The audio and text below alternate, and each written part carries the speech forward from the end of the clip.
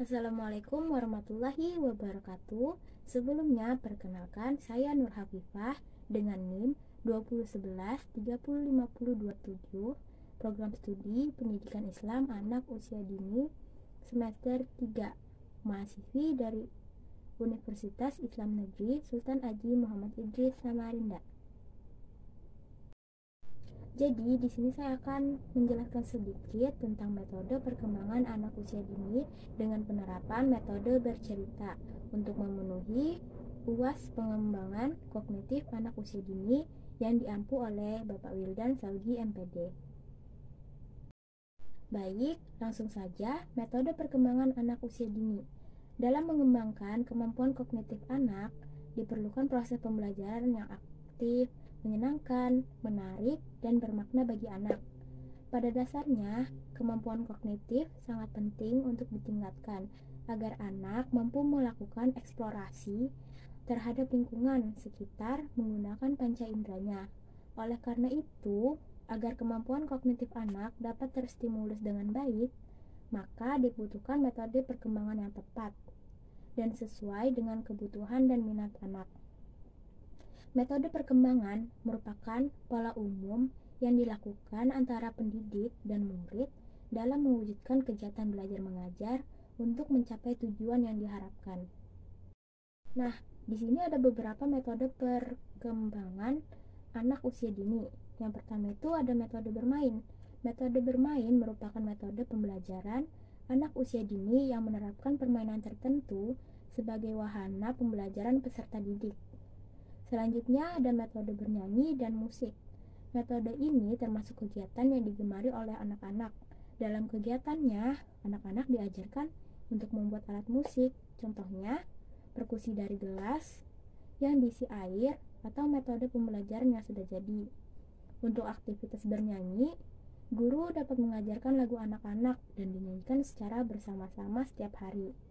Kegiatan bernyanyi biasanya dilakukan setelah berdoa pagi, sebelum memulai pelajaran, dan sebelum mengakhiri pembelajaran. Selanjutnya, ada metode bermain peran.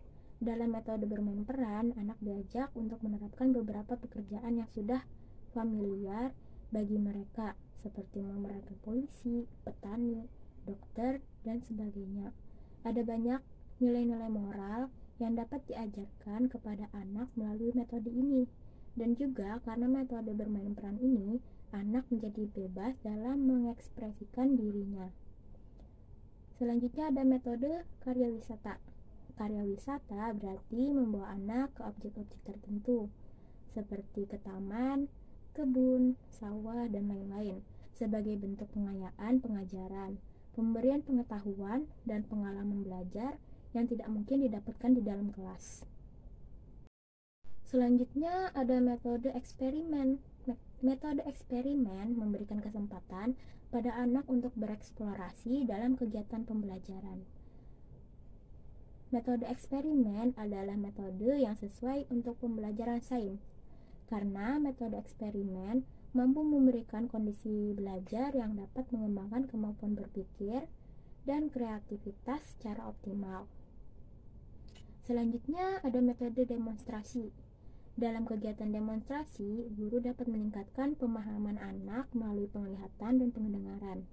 Anak diminta untuk memperhatikan dan mendengarkan baik-baik semua keterangan yang diberikan oleh guru, sehingga ia menjadi lebih paham tentang cara mengerjakan sesuatu. Selanjutnya, anak dapat meniru bagaimana cara melakukan hal tersebut seperti yang dicontohkan oleh gurunya. Selanjutnya, ada metode tanya-jawab. Metode tanya-jawab merupakan bentuk komunikasi dua arah yang memungkinkan terjadinya dialog antara guru dan peserta didik. Dengan menggunakan metode ini, anak mampu untuk menjawab dan menceritakan kembali tentang kegiatan yang sudah dilakukan, meskipun dengan jawaban yang singkat. Selanjutnya, ada metode bercerita.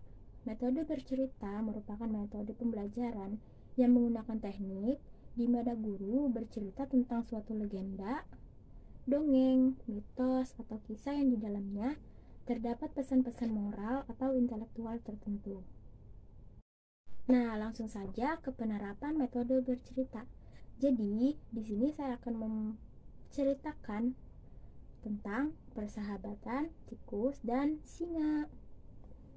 Jadi, diceritakan terdapat seekor tikus jahil yang menggoda singa saat tengah tidur siang. Merasa terganggu, si raja di hutan kemudian marah dan berniat untuk memakan tikus kecil tersebut. Sambil menangis ketakutan, si tikus meminta ampun kepada singa untuk memaafkan kejahilannya dan melepaskannya. Meski dikenal sebagai raja hutan, singa pun merasa kasihan dan melepaskan tikus tersebut. Tikus kemudian berterima kasih dan berjanji akan membalas kebaikan singa padanya suatu hari nanti. Sampai tibalah di mana saat tikus mendengar suara meringis dari sang singa. Rupanya singa tersebut tertangkap jaring yang dipasang oleh pemburu. Tikus pun langsung membantu singa dengan menggerogoti jaring hingga putus. Beruntung, keduanya bisa kabur dan menyelamatkan diri masing-masing. Nah, itu tadi cerita yang telah disampaikan. Sekarang, pesan moral dan pengajaran yang dapat diambil dari cerita tadi apa ya? Nah, jadi dari cerita tadi, pesan moral yang bisa diambil adalah tentang saling menolong antar sesama tanpa memandang perbedaan. Cerita tersebut juga mengajarkan kepada anak untuk membalas kebaikan orang lain dengan tulus dan saling menolong sesama. Nah, itu tadi penjelasan dan penerapan metode pengembangan anak usia dini. Kurang lebihnya saya mohon maaf. Sekian dan terima kasih. Wassalamualaikum warahmatullahi wabarakatuh.